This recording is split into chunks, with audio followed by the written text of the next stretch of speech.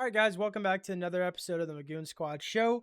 We're going to be getting into some UEFA Day 3 action that went on today. Of course, it's just going to be me today, so don't expect too long of an episode. Sorry about that. We'll get back into the longer ones when we get Parker and Bobby back on here. But for now, let's go ahead and just recap these matches real quick before we get into the next thing I have for you guys that I've been keeping up with. Let's go ahead and start out with Cervina, Zvezda, and Benfica. So, looking at this match, I don't think anyone was shocked that Benfica won this. I wasn't either. 1.27 expected goals for Benfica, 1.02 goals for Cervina. Total shots, though, Cervina did have 15 to Benfica's 10. Let's go ahead and take a look at the shot quality for this. 15 shots, like I said, for Cervina. 3 on target, 0 hit the woodwork, 8 shots off target, 4 block shots, 6 inside the 18, 9 outside of the 18. So really limit their chances at good quality shots for Cervina. And then Benfica, on the other hand, of their 10 shots, they had 3 on target, 5 off target, 1 hit the woodwork, though. 2 block shots, 6 inside the box, and 4 outside the box. So they really took their chances inside the 18 there. I really thought De Maria would get a goal, but obviously did not. But other than that, a really solid showing from Benfica on the road there in Cervina. Really great win for them. And then moving on to the next match, we had Feyenoord and Leverkusen. Of course, Leverkusen won that game dominantly 4-0. These German teams have really been stepping up, and we'll get into that in just a minute. Looking at the match recap here, Feyenoord did win possession 51-49. It was kind of even at that point. Feyenoord's expected goals was 0.87 to Leverkusen's 1.43. 12 shots to 11 shots. That was in favor of Feyenoord. Let's go ahead and take a look at the shot quality for each team in this one. Total shots for Feyenoord was 12. 3 of the shots were on target. 0 hit the woodwork for both teams. 4 of them were off target. 5 block shots for Feyenoord. So Leverkusen really putting their body out there to block the shots. 4 inside the box and 8 shots outside the box. So not really great chances besides the 4 inside the box that could have been a scoring threat. For the 11 of Leverkusen, though, we had 5 on target, 5 off target, 1 block shot, 5 inside the box, and 6 outside the box. So they really took their chances when they were inside the box to score those goals. Now, the next one that I wanted to get into a little bit, of course, Barcelona did receive a red card at the 10th minute. Kind of, they were dealing with a lot of injuries. I still think Barcelona, and you can call me crazy, but I still think Barcelona is probably one of the best teams in the world right now. And I think if they were fully healthy, they could dominate any team they want to. But when you have Fermin Lopez out, Dani Olmo out, Frankie de Jong out, Gavi out, Christensen out, you're really missing a lot of your midfield presence, and it really hurts. Pedri, Rafinha, Lamine Yamal, Robert Lewandowski, they really didn't play great, but again, that's because they were down to 10 men. So the fact that they still scored a goal, and then also it was 2-1, they could have drawn it, but it was still 2-1. I'm impressed with that, even with having, how many guys were they down? 1, 2, 3, 4, 5. 5 of their starters were out. So that's already, of the 10 players besides the keeper, that's half their team is gone. So looking at this, in my opinion, that's a decent 2-1 loss for Barcelona. But receiving a questionable red card, in my opinion, it was a little questionable. Monaco did win 2-1. Regardless, let's go ahead and get into the statistics of it. 1.32 expected goals for Monaco, 0.41 for Barcelona, only 4 shots for Barcelona. We're not really going to cover all that. 18 shots for Monaco.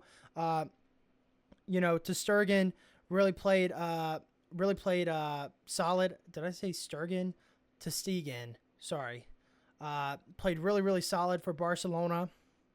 Of the 18 shots, though, looking here, 8 were on target, so really great performance, having 6 saves, 4 off target, 6 block shots, 14 inside the box, 4 outside the box. Quite a lot of shots inside the box. I'm still impressed with how Monaco played, but to be honest, when you have 5 guys down, starters down, and then you also have a red card in the 10th minute, 2-1 is not that crazy, in my opinion. I'm just being honest here. Moving on, though, We had another boring Serie A versus Premier League match. Of course, Man City and Inter Milan ended in a draw, and it wasn't really that crazy of a match. And then the same thing with Atalanta and Arsenal. It was a pretty boring match, not really too much going on. Serie A defending very well to Premier League's attack. Kind of looking at the match facts, though, here. Not a lot of shots either. Atalanta, 1.21 expected goals to Arsenal, 0.79. Of course, missing a pin earlier right after halftime for Atalanta. 8 total shots to 6 in favor at Atalanta. 2 on target for each team. 5 off target for Atalanta. 3 off target for Arsenal. 1 blocked for each team. 5 inside the box for Atalanta. 4 for Arsenal inside the box. So, like I was saying, I don't know what it is personally about these Serie A and Premier League games. It really just, I don't know. It's really just like, how do I put it?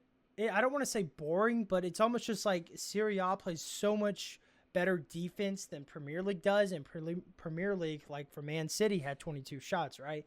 And they play better offense. But it's just one of those things where it always seems to end up in a draw or like a 1-0 win because it's such a, in my opinion, a boring match in a way. And my biggest thing with Arsenal is, if you remember last year too, Arsenal struggles in the Champions League. I don't know what it is. I don't know why, but in the Premier League they're fine, even against Man City, even against Liverpool in the Premier League. But for some whatever reason, when we get into the Champions League, I don't know if it's the pressure, I don't know if it's the expectation to Arsenal, but it seems to me that they always struggle or they always just start off slow in their matches. I'm not sure why. I don't know what they need to do different for them to succeed in the Champions League, but they have a great team right now. They just need to figure out how to be consistent in the Champions League. And we're going to go back to the same thing with Man City and Erling Haaland. You know, Thierry Henry and Micah Richards on that show, we're talking about the same thing I talked about on this show before they even mentioned it. You know, you can't really get Haaland involved more than he is right now. But the only way to go is up, right? I get what they were saying, but I'm the same way and kind of agree with them. Like, I get you can't involve him as much as he's already been involved. Or, sorry, you can involve him more, but right now there's nothing he can do to change that. What I'm trying to say is I'm in the same boat as them too. It's like, I agree with that. But my thing is, I think Haaland needs more touches. I think he needs to be involved more. And I'm not sure what the deal with Arsenal is too, but it seems like sometimes that, you know, Saka 28 touches. I mean, Gabriel Martinelli, he only had 24 touches. I mean, they don't get them involved as much as I want to see from them. But like I said, it's the same thing with Man City, and I know that's weird to say, but both teams need to find some consistency in their play, because every time I see Arsenal and I see Man City in the Champions League, regardless Man City winning a couple years ago, what I'm trying to say is the consistency, right? That's the thing with Real Madrid is consistent in the Champions League every time they make it there. That's the problem with Man City, Arsenal, Liverpool, you know, any Premier League team that makes it, and I'm seeing that myself. It's just the consistency is not there sometimes, and they really struggle to show up for some of these matches. And I guess that could be because of the workload as well. You know, I remember saying last episode and just hearing, reiterating the topic of more games, you know. And again, Thierry Henry and Micah Richards mentioned this on the show too, pulling it up there.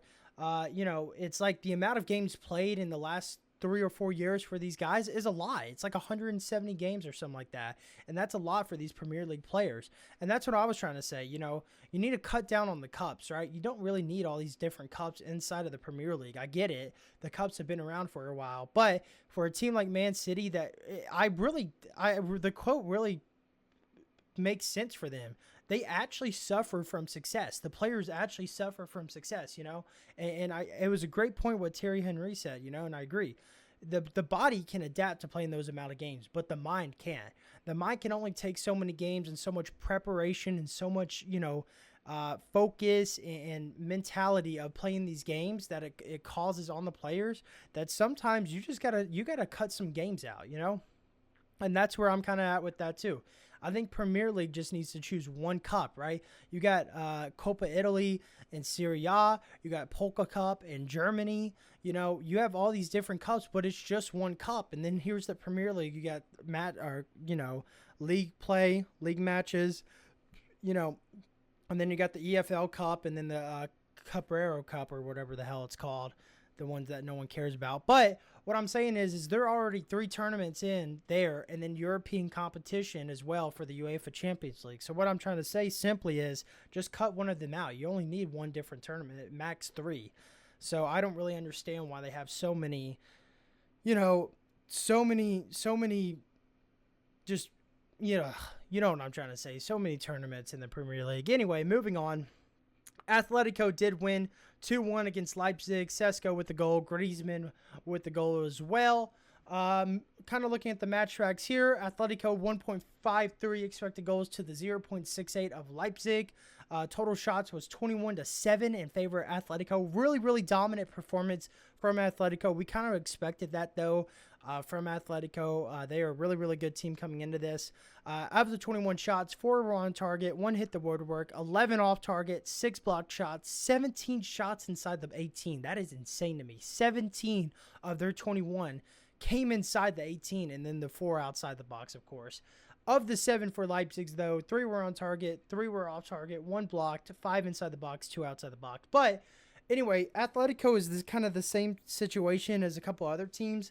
It's like they put up shots, but they're not accurate, and that's fine. But Atletico, if they want to succeed in this tournament, you need to be able to play that consistent play like you're doing right now, but just make sure the shot quality and the shots are a little bit more accurate, because 4 on target of the 21 is not great. 11 off target and then 6 block shots. I understand the block shots, but 11 off target, you need, of the 21, at least try to have 6 or 7 on target, Make the goalkeeper play harder than he needs to play. And if you're going to take 21 shots a game and really bring it to your opponent, you're going to need to be more accurate with your shots. So I want to see a little bit more consistency out of Atletico here. And then finally, Brest and Strum is the last match of the coverage here. Brest really shocked me in this one. 2.03 expected goals to the 0.42 for Strum. 14 shots to 8 in favor of Brest. Let's go ahead and take a look at the shot quality. 14 shots, 5 on target, 5 off target, 4 block shots, 8 inside the box, 6 outside the box, and total shots for Strum. 8 shots, 2 on target, 4 off target, 2 block shots, 2 inside the box, 6 outside the box. So, really impressed with how Brest played. Maybe they're better than I thought they were. But then again, Strum was down with a red card. It was pretty late, so never mind. But regardless, Brest really did impress me in this one. So I'll give credit where credit is due. Real quick, before we get into our next segment, I'm just going to kind of touch on the Discord thing. And then, we'll get into our next segment. Hey guys, just wanted to interject here real quick. I know I've talked about the Discord before, but I think the Discord is finally ready. It will be posted on Monday. The links will be in the description in our YouTube, my Twitch, and then, you can really just find it on YouTube, though, if you're listening on the podcast version. So feel free to come into the Discord, chat soccer with us, chat football, chat basketball, baseball, hockey, whatever you want. Just, join the community and let's hang out and chat some sports. So, we hope to see you guys there. Alrighty, so I know you're probably wondering what you're looking at on this graph here. This is the table that me and Parker have been keeping up with for the UEFA Champions League matches. We'll get to our records a little bit. I kind of just want to go over the day 1 or match day 1 or whatever you want to call it of what's going on right now. So let's go ahead and take a look at it here. Let me see if I can zoom out on this a little bit. There we go. Let's do 80. Okay, so looking at this, I've sorted the goals for goals for, goals against, and the goals differential because it does play a factor when it comes to points, right? So right now, looking at 3 points for Bayern, Leverkusen, Celtic, Dortmund, Aston Villa, Sparta Prague, Real Madrid, Liverpool, Juventus, Sporting, Atletico, PSG, Benfica, Monaco, and Brest. All with 3 points. Not a lot of teams withdraw. Arsenal, Man City, Atalanta, Inter, Shakhtar, and Bologna. And then anyway, Barcelona and everyone else down. of course, losing their match. But kind of looking at everything right now, goals for right now, the highest is, of course, Byron with 9. But goal differential, they are also the highest with 7 goal differential because they won 9-2 in their match. Leverkusen follows right behind them at 4-0, so their goal differential is 4. Celtic, again, right behind the 2 Germany Bundesliga's team with 4 as well, winning 5-1. And then, of course, Dortmund following right behind them. A lot of Bundesliga's teams in the top spot here. So you got, Bayern, Munich, Leverkusen, and Dortmund all up there with 7, 4, and 3 goal differential. And then, of course, you got Sparta Prague with a 3 goal differential, Real Madrid with a 2, along with Liverpool, Juventus, and Sporting. And then finally, Atletico, PSG, Benfica, Monaco, and Brest, all with 1 in the goal differential. So the rest of the games that you see right here are not accurate.